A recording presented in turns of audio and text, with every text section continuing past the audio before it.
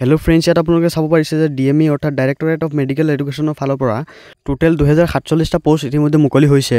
ইয়াত grade 3 technical, non technical আৰু grade 4 আদি গোটেইখিনি পোষ্টেই আছে। এইখিনি পোষ্টৰ কোৱালিফিকেশ্যন, লাষ্ট ডেট, তাৰপিছত এপ্লিকেশ্যন ফিজ আদি গোটেইখিনি কথা এইটো ভিডিঅ'ত আলোচনা কৰিম। তো আপোনালোকে ভিডিঅ'টো শেষলৈকে চাই থাকক। তো ইয়াত আপোনালোকে চাব পাৰিছে যে 29 নৱেম্বৰৰ পৰা অনলাইন এপ্লাই আৰম্ভ হৈ যাব আৰু লাষ্ট ডেট হৈছে 9 ডিচেম্বৰ। তো আমি তলফালে স্ক্ৰল কৰি ক'ত কিমানটা পোষ্ট ওলাইছে সেইখিনি গোটেইখিনি ভালদৰে চাম। তো ইয়াত আপোনালোকে চাব পাৰিছে যে গ্ৰেড 3 টেকনিক্যালত টোটেল 1070টা পোষ্ট আছে।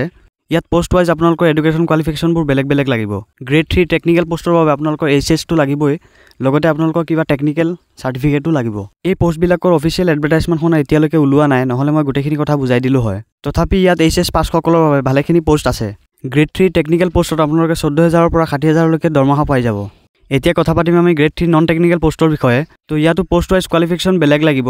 ইয়াত পে স্কেল গ্ৰেড 3 টেকনিক্যালৰ লগত প্ৰায় একেই হ'ব। তো এতিয়া কথা পাতিম আমি গ্ৰেড 4ৰ বিষয়ে।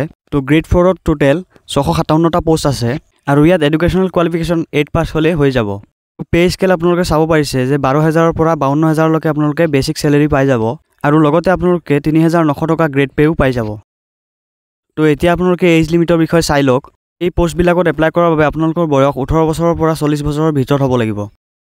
তদুপৰি কেটেগৰী ৱাইজ আপোনালোকে এজ ৰিলেক্সেশ্যনো পাই যাব। OBC MOBCৰ বাবে 3 বছৰ, SC STৰ বাবে 5 বছৰ আৰু PWD কেটেগৰীৰ বাবে 10 বছৰ এজ ৰিলেক্সেশ্যন পাই যাব। তদুপৰি এইবোৰ পোষ্টত এপ্লাই কৰাৰ বাবে আপোনালোকৰ এমপ্লয়মেণ্ট এক্সচেঞ্জত ৰেজিষ্ট্ৰেশ্যন থাকিব লাগিব। তো এতিয়া কথা পাতোঁ আমি এপ্লিকেশ্যন ফিজৰ বিষয়ে। তো ইয়াত আপোনালোকে কোনো ধৰণৰ এপ্লিকেশ্যন ফিজ দিব নালাগে। ইয়াত আপোনালোকে কোনো ধৰণৰ এপ্লিকেশ্যন ফিজ নিদিয়াকৈ অনলাইন আবেদন কৰিব পাৰিব।